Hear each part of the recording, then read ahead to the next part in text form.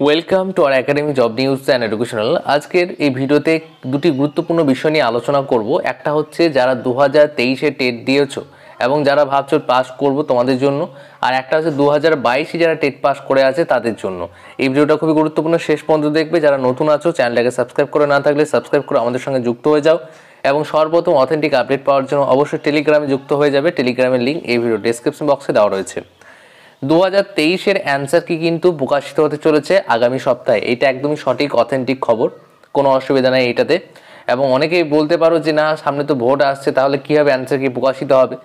Vote এলেও কিন্তু answer কির সঙ্গে কোনো সম্পর্ক নেই, ফাইনাল রেজাল্টের সঙ্গে কোনো সম্পর্ক নেই। তার কারণ হচ্ছে ভোটের দিন ঘোষণা হবে, তার সঙ্গে নিয়োগের সম্পর্ক থাকে। কিন্তু তোমরা জানো যে টেট পাস মানেই কিন্তু নিয়োগ নয়। এটা পর্ষদ সভাপতি গৌতম পালবাবু তিনি বারে বারে মনে করিয়ে দেন, কিন্তু এটাও সঠিক যে টেট পাস মানে কিন্তু নিয়োগ নয়। এর ফলে এই যে রেজাল্ট, সেই রেজাল্টের প্রকাশের ওপর কোনো বাধা হয়ে দাঁড়াবে না। ভোটের দিন ঘোষণা হলেও তোমাদের ফাইনাল রেজাল্ট কিন্তু প্রকাশিত হবে, কিন্তু ইন্টারভিউ নোটিফিকেশন প্রকাশিত হবে না। তোমাদের ইন্টারভিউ নোটিফিকেশন ভোটের পরে আসবে এবং সেখানে 2022 টেট পাস এবং 2023 টেট পাস, এই দুই যে টেট পাস রয়েছে তারা কিন্তু একসঙ্গে ইন্টারভিউ দেবে।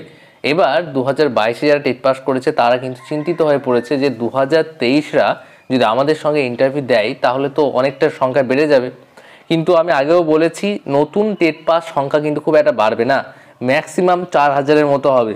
তোমরা রেজাল্ট প্রকাশিত হবে তখন তোমরা দেখে নিতে পারবে, খুব বেশি পাস করবে না। কারণ এই যে প্রশ্ন মডেল সেটা কিন্তু অনেক বেশি কঠিন হয়েছিল 2022-এর তুলনায়, সেজন্য 2022-এ অনেক বেশি প্রার্থী পাস করেছিল।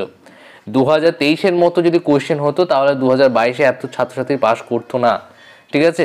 আর 2022-23 একসঙ্গে ইন্টারভিউ হলেও কোনো চিন্তার কারণ নেই, কারণ সংখ্যাটা খুব একটা বাড়বে না। যারা পুরাতন আছে, যারা আগে অনেকবার টেট পাস করে আছে তারাই পাস করবে ম্যাক্সিমাম। আর যারা নতুন বসেছে প্রথমবার তাদের মধ্যে খুব কম সংখ্যকই থাকবে যারা টেট পাস করবে। তাহলে তোমাদের যে সংখ্যাটা আমি বলেছিলাম 2022 টেট পাস ম্যাক্সিমাম তোমাদের 28,000 থেকে 30,000, এবং এখানে তোমরা যে আরও 3,000 যদি যোগ করে নাও তাহলে খুব বেশি হলে 33,000 পর্যন্ত থাকবে। আর এখানে পর্ষদ সভাপতি গৌতম বাবু তিনি যদি ভ্যাকেন্সি ভালো দেন তাহলে তো কোনো সমস্যাই নেই, পুরোপুরি ডিপেন্ড করছে ভ্যাকেন্সির ওপর। আর এই বিষয়টা নিয়ে চিন্তার কোনো কারণ নেই। আর 2023-এ প্রাইমারি টেটের অ্যান্সার কি প্রকাশ হবে আগামী সপ্তাহে।